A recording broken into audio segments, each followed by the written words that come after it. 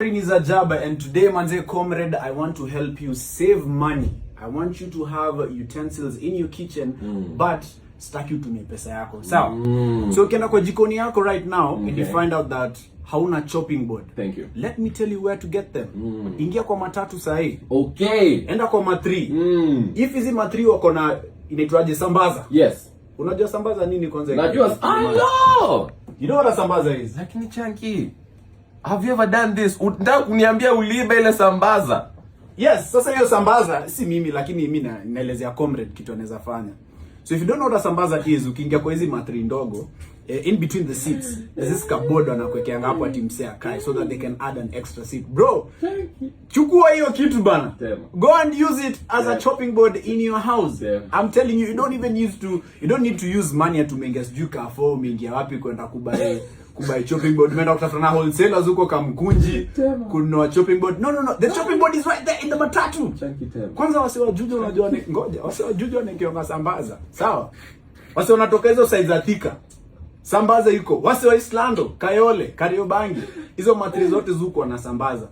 So it's not a sambaza to you anymore. Uichukue uendelee take away. My brother, that is a chopping board. Now you can cut your onions, you can cut your tomatoes, groceries zako zote in style.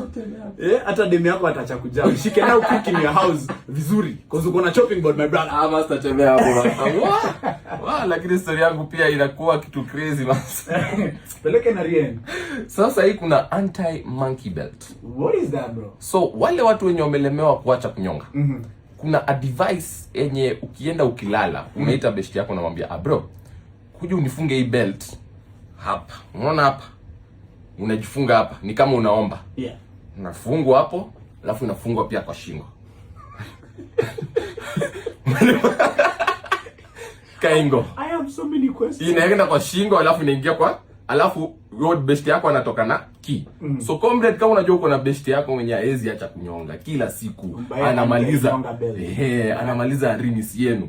Anti-nyonga belt is so many questions. Nini baba? I have so many questions. Swali ni gani? So this anti-nyonga belt, anti-monkey belt, yes. Anti-monkey belt.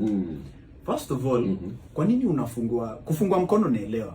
Kwa nini unafungua hadi shingo? Si ndio uombe usiku yote. Kwani wewe unanyonga na shingo?